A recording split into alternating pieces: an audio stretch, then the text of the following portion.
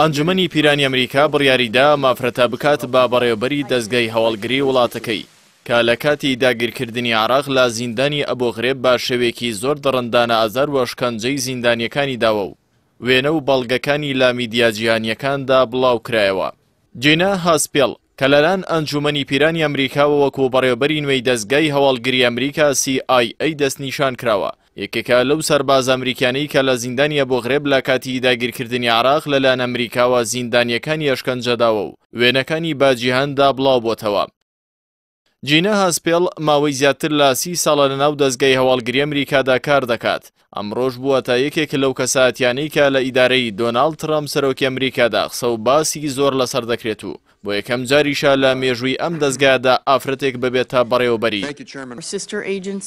جینا هاسپێڵ لە ساڵی 1985 پەیوەندی کردووە بە دەستگای هەواڵگری ئەمریکا. لە ساڵی 1970 ڕەوانەی وڵاتی ئەسیوپیا کراوە. پاشان چووەتە وڵاتەکانی ئاسیای ناوەڕاست و تورکیا.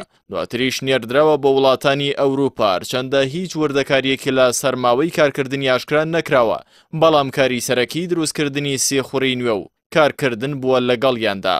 یەکێک لە تایبەتمەندەکانی کەساتیە و سێخوڕ ئەمریکی ئەوە بووە کە چەندین جار تێوەگلاوە لە بەرنامەی ئەشکەنجەدانی زیندانیان لە ژمارەیەک لە زیندانانی وڵاتان کە لەلایەن دەستگای هەواڵگری ئەمریکاوە جێبەجێ کراوە و لە چەندین وێنەی شێوازی ئەشکەنجەدانەکانی زیندانیانی ئەبو غرێب لە عێراق دەرکەوتووە و بە شێوازی گاڵتەجاڕیانە وێنەی لەگەڵ ئەو کەسانە گرتووە کە ئەشکەنجە دراون.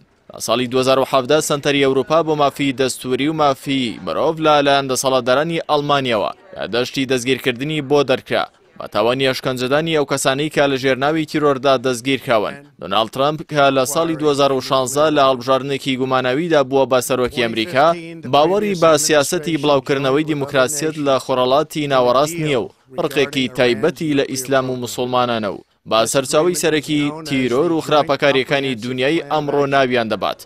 لە زۆرێک لە وڵاتانی جیهان سیاسەتێکی توندی بەرامبەر بە هێزە ئیسلامیەکانی ناوچەکە بەگشتی گرتووەتە بەر.